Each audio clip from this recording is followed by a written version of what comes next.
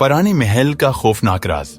عاصم اور میراب دونوں بہن بھائی ہمیشہ پرانے اور ویران مقامات کی جانب متجسس رہے تھے۔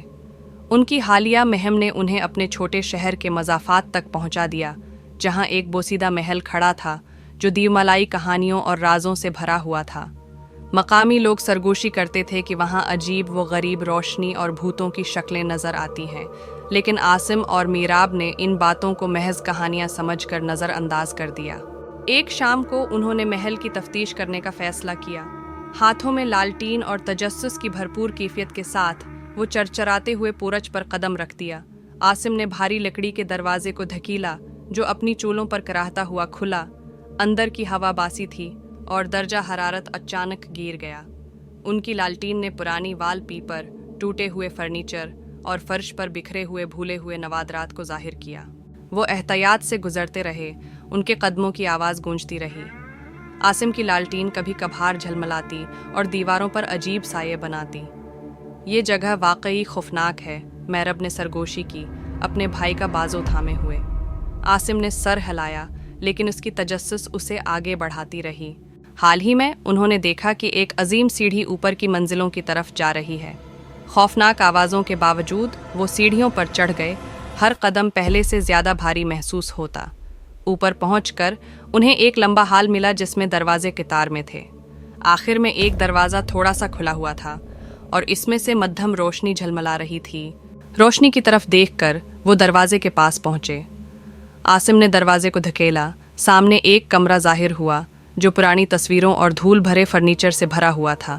آگے ایک بڑا آئینہ تھا جس کی سطح کمرے کے باقی حصوں کے مقابلے میں عجیب طرح سے صاف تھی۔ میرب نے قریب جا کر دیکھا اور اچانک آئینہ کی عکاسی بدل گئی۔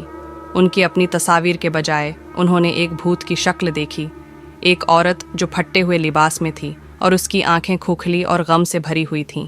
اس سے پہلے کہ وہ وہاں سے بھاگ سکتے، دروازہ پیچھے سے زور سے بند ہو گیا۔ درجہ حرارت مزید گر گیا اور ایک دباؤ والی خاموشی نے کمرے کو گھیر لیا۔ آئینے میں بھوت عورت نے حرکت کرنا شروع کی، اس کے ہونٹ خاموش الفاظ بناتے رہے۔ میرب مشکل سے سانس لے پائی جب اس نے اپنے جسم میں ایک سردی محسوس کی۔ عاصم اپنی بہن کی حفاظت کے لیے آئینے کے پاس چلایا۔ تم کون ہو؟ تم کیا چاہتی ہو؟ اس شکل نے قریب ایک پرانی میز پر پڑی کتاب کی طرف اشارہ کیا۔ عاصم نے کتاب اٹھا لی اور اسے کھولا۔ اس کے اندر محل کے پچھلے مکینوں کی المناک کہانی تھی، ایک خاندان جو حسد اور لالچ سے برباد ہو گیا تھا۔ وہ بھوت عورت اس مظلوم روح کی تھی جو انصاف اور سکون کی متلاشی تھی۔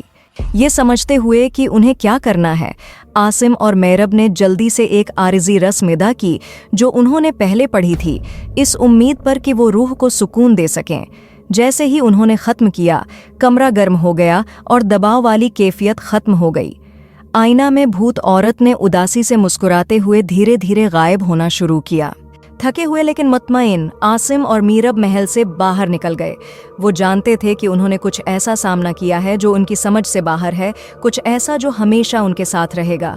جیسے ہی وہ چلتے گئے، انہوں نے آخری بار پیچھے موڑ کر دیکھا، محل کو خاموش اور ساکت دیکھ کر، جیسے وہ اس لمحے کا انتظار بہت دیر سے کر رہے تھے۔